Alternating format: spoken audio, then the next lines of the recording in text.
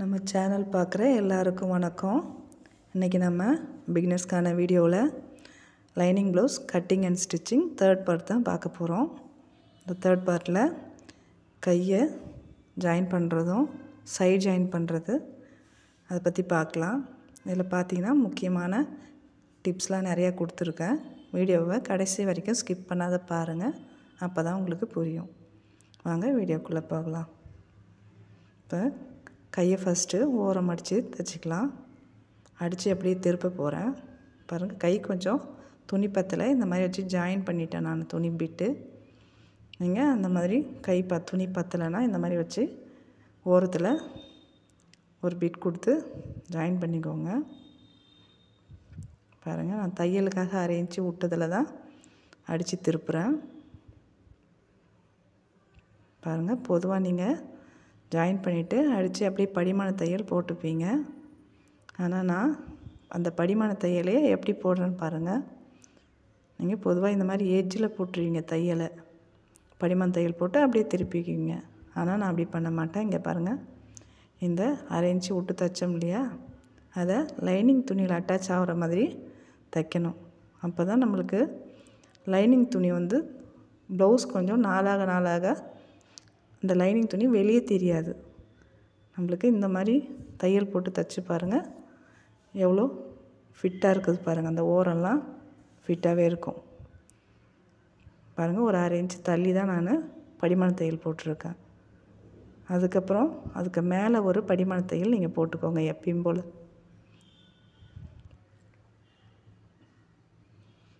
ரொம்ப நீட்டாக இருக்கும். இந்த மாதிரி நீங்கள் தையல் போட்டிங்கன்னா ப்ளவுஸோட அந்த கை நீட்டாகவே இருக்கும்.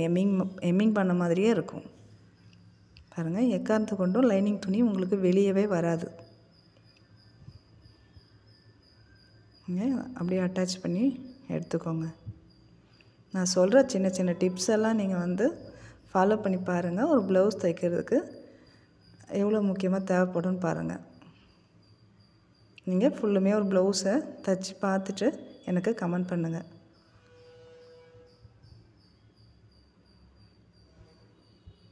பாருங்கள், இந்த எக்ஸ்ட்ரா இருக்கிற கிளாத் எல்லாத்தையும் வெட்டி எடுத்துக்கோங்க. வெட்டும்போது பார்த்தீங்கன்னா சைடில் இருக்கிற கிளாத்தை அதிகம் வெட்டாதீங்க. ஒரு 1/2 இன்ச்சாவது விட்டுட்டு வெட்டுங்க. சில நேரங்களில் நம்ம கை ஜாயின் பண்ணும்போது துணி பத்தாமல் போகலாம். இந்த மாதிரி ஓரத்தில் இந்த மாதிரி பீஸ் விட்டு வெட்டினீங்கன்னா உங்களுக்கு கரெக்டாக கை ஜாயின் பண்ணும்போது உங்களுக்கு பத்தும் அந்த துணி. பார்த்தீங்கன்னா நான் ஏற்ற இறக்கம், அதாவது கை குடஞ்சி நான் வெட்டலை, நான் அப்படியே தான் வெட்டி ஜாயின் பண்ணியிருக்கேன். துணியில் அட்டாச் பண்ணி வச்சுருக்கேன். இப்போ நான் கை ஜாயின் பண்ணும்போது தான் நான் ஏற்ற இறக்கம் வெட்டுவேன். ஏன்னா சில நேரம் நம்ம ஒரே பக்க கையாக ரெண்டையுமே அடிச்சிருவோம். அப்புறம் நம்ம பிரிச்சுட்டு திருப்பி மாற்றி வைக்கும்போது நம்மளுக்கு ஒரு டென்ஷன் ஆகும். பாருங்கள், இந்த மாதிரி தைச்சிட்டு ஆப்போசிட் சைடில் வச்சு பார்த்துட்டு நம்ம இந்த மாதிரி கட் பண்ணி கொடுத்துக்கலாம். நம்மளுக்கு ஈஸியாகவே இது புரியும். முக்கியமாக பிகினர்ஸாக இருக்கிறவங்க இந்த மெத்தடை ஃபாலோ பண்ணி பாருங்கள். நிறைய பேர் இந்த தப்பை பண்ணியிருக்கலாம். நம்ம 2 துணியை அட்டாச் பண்ணும்போது ஏற்ற இறக்கம் ஏற்கனவே வெட்டியிருக்கலாம். அதை நம்ம தைக்கும்போது ஒரே பக்க கையாகவே தைச்சிருவோம்.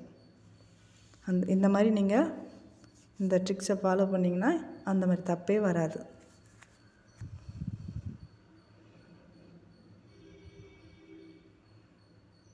பாருங்கள், நான் அக்கிள் பகுதி கூட குடஞ்சி வெட்டலை. நான் பேக்கும் ஃப்ரண்ட்டும் ஒன்றாவே தான் வெட்டியிருக்கேன் அக்கிள் பகுதியை. நான் இப்போ கை ஜாயின் பண்ணும்போது தான் நான் எப்பொழுதும் குடஞ்சி வெட்டுவேன். கையும் சரி, இந்த அக்கிள் பகுதியும் சரி.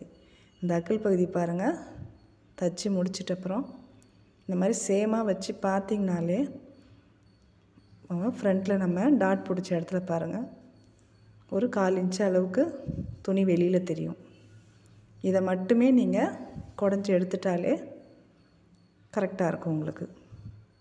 நம்ம முன்கூட்டியே இந்த மாதிரி குடஞ்சி வெட்ட வேண்டிய அவசியம் இல்லை.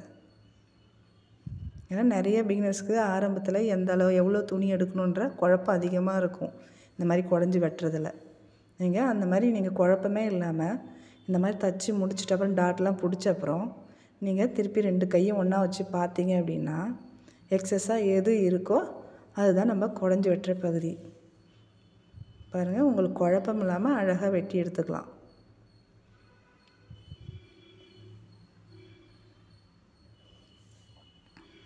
இதுக்கெல்லாம் நான் நம்ம சேனலில் தனித்தனியாகவே வீடியோ போட்டிருக்கேன்.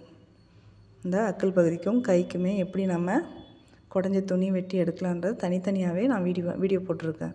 வேணுறவங்க சேனலுக்குள்ளே போய் பார்க்கலாம். பாருங்கள், கை ஜாயின் பண்ணுறதுல கரெக்டாக கையோட சென்டர் பகுதியும் அந்த ஷோல்டர் பகுதியும் கரெக்டாக வச்சுட்டு பின் பண்ணி கூட நீங்கள் தைக்கலாம். நான் அப்படியே அடிச்சிடுறேன். பின் பண்ணும்போது நகரத்துக்கு வாய்ப்பு இல்லை. இந்த அக்கல் பகுதி அங்கே பாருங்கள், அந்த டாட் பிடிக்கிறோம் பாருங்கள் முன்பக்கம் அக்கல் பகுதியில், அதை கீழ் நோக்கி வச்சு நீங்கள் தையல் போடுங்க. ஏன்னா நம்ம எதிர கப் ஷேப்பில் பார்த்தீங்கன்னா துணி தூக்கிட்டு இருக்கிற மாதிரி இருக்கும். நீங்கள் கீழ் நோக்கி வைக்கும்போது கரெக்டாக படிஞ்ச மாதிரி இருக்கும்.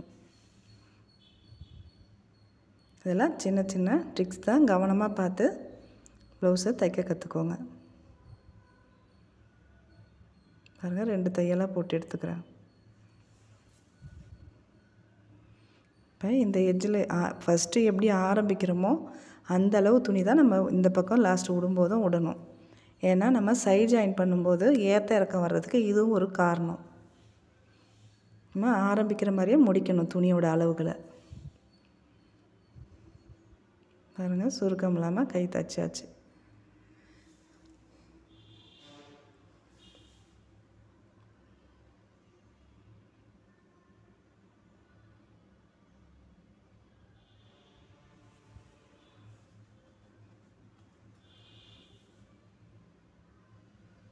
நாங்கள் இப்போ சைட் ஜாயின் பண்ணுறது எப்படின்னு பார்க்கலாம்.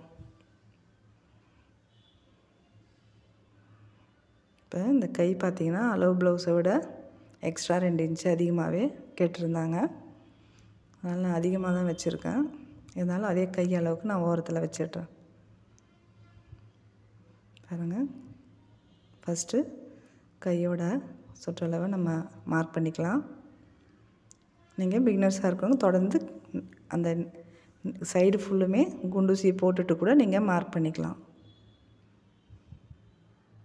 பாருங்கள், அக்கல் பகுதியை மார்க் பண்ணிக்கோங்க. கரெக்டாக எவ்வளோ வருதுன்ற அந்த வளைவு வரைக்கும் ஒரு மார்க் பண்ணிக்கோங்க.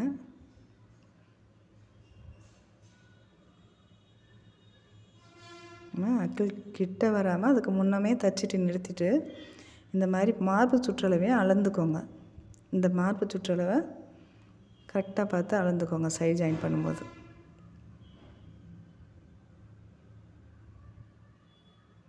நம்ம ஏற்கனவே மேலே மார்க் பண்ணியிருக்கிற பகுதி இந்த பகுதியும் ஒன்றா இருக்கணும்.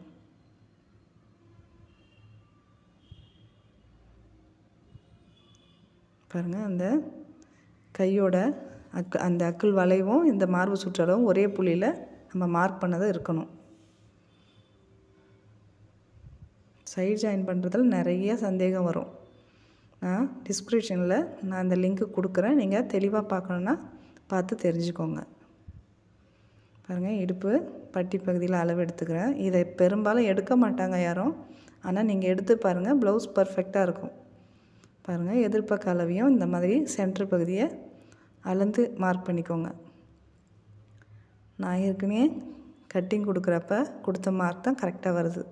இருந்தாலும் ஒரு தடவை நம்ம இந்த மாதிரி செக் பண்ணிவிட்டு அடிக்கிறது நல்லது.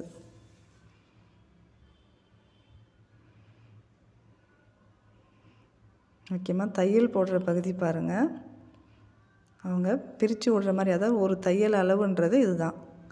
குறைஞ்சது ஒரு 3 தையல் போடுங்க. ப்ளவுஸை நம்ம டிசைனாக தைக்கிறோமோ இல்லையோ இந்த மாதிரி ஃபினிஷிங்காக தைக்க கற்றுக்கணும். இதுதான் கஸ்டமருக்கு இந்த தையல் ஃபினிஷிங்காக இருந்தாலே ரொம்ப பிடிக்கும். ப்ளவுஸும் ஒரு ஃபினிஷிங்காக இருக்கும். பாருங்கள், எக்ஸ்ட்ரா ஒரு இன்ச்சு இல்லை ஒரு 1.25 இன்ச்சு அளவுக்கு சைடில் துணி விட்டு நறுக்குங்க. அதிகமாகவும் துணி இருக்கக்கூடாது. பாருங்கள், 2 பக்கமும் நான் ஜாயின் பண்ணிட்டேன். அடுத்து இடுப்பு நான் லாஸ்ட்டாக தான் பிடிப்பேன். கடைசி பார்ட்டு இதை பிடிப்பேன். பாருங்கள், இதை எப்படி அளந்து பார்த்துட்டு எவ்வளோ துணி இருக்கோ மார்க் பண்ணிக்கோங்க. இந்த மாதிரி மார்க் பண்ணிவிட்டு ஒரு டாட்டோட அளவு எவ்வளோ இருக்குன்ற அளவு பார்த்துக்கோங்க. இதை 4ஆக மடித்து பாருங்கள். எவ்வளோ துணி மீறுதோ அதுதான் ஒரு டாட்டோட அளவு. பாருங்கள், ஒரு 1/2 இன்ச் அளவு இருக்கும். இதை நம்ம 2 டாட்டாக 1/2 இன்ச்சுக்காக பிடிக்க போகிறோம். அதை பிடிக்கிறதுக்கு எப்படி மார்க் பண்ணணும்னு பாருங்கள்.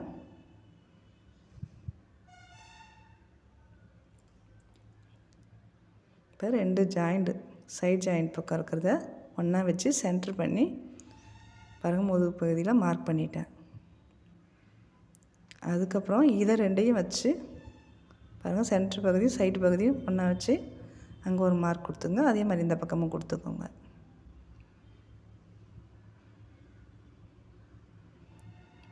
பாருங்கள், எந்த அளவுக்கு டாட் பிடிக்கணுமோ ஒரு ப்ளவுஸுக்கு அளவு இருக்கிறத பொறுத்து நீங்கள் டாட் உயரத்தை மார்க் பண்ணிக்கலாம். பாருங்கள், அந்த 1/2 இன்ச் அளவு தான் நான் பிடிக்க போகிறேன்.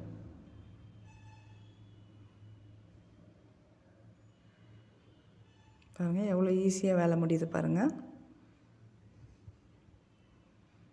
இந்த ப்ளவுஸ் தைக்கிறதுல எந்த டவுட் இருந்தாலும் எனக்கு கமெண்ட் பாக்ஸில் சொல்லுங்கள். நான் என்னால் முடிஞ்ச வரைக்கும் நான் உங்களுக்கு கிளியர் பண்ணுறேன். பாருங்கள், இந்த ஒரு ப்ளவுஸில் ஒரு பிசுறு இல்லாமல் எந்த அளவுக்கு ஃபினிஷிங்காக இருக்குன்னு பாருங்கள். உங்களுக்கு பிடிச்சிருந்தா மற்றவங்களுக்கும் ஷேர் பண்ணுங்கள். உங்களுக்கு பிடிச்சவங்களுக்கு ஷேர் பண்ணுங்கள்.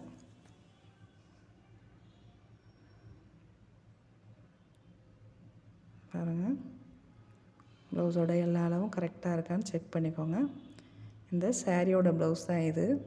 கஸ்டமர் கொண்டு வந்து கொடுத்தாங்கன்னா நிறைய பேருக்கு தெரியாது எந்தெந்த சாரியை எப்படி நம்ம உடுத்தணுன்றது. அதாவது இந்த மாதிரி நைஸாக இருக்கிற சாரீலாம் ஒரு ஃபால்ஸ் வச்சா தான் நம்மளுக்கு ஓர பார்டர் நிற்கும், இல்லைனா மடித்து வந்துடும். நீங்கள் கஸ்டமர்கிட்ட சொல்லுங்கள். பாருங்கள், ஒரு ஃபால்ஸ் வச்சு அழகாக சாரீ ரெடி பண்ணியாச்சு. ப்ளவுஸையும் ஃபினிஷிங்காக பண்ணியாச்சு. உங்களுக்கு இந்த வீடியோ பிடிச்சிருந்தால் லைக் பண்ணுங்கள், ஷேர் பண்ணுங்கள், கமெண்ட் பண்ணுங்கள். மறக்காமல் சப்ஸ்கிரைப் பண்ணுங்கள். வீடியோவை கடைசி வரைக்கும் பார்த்ததுக்கு நன்றி.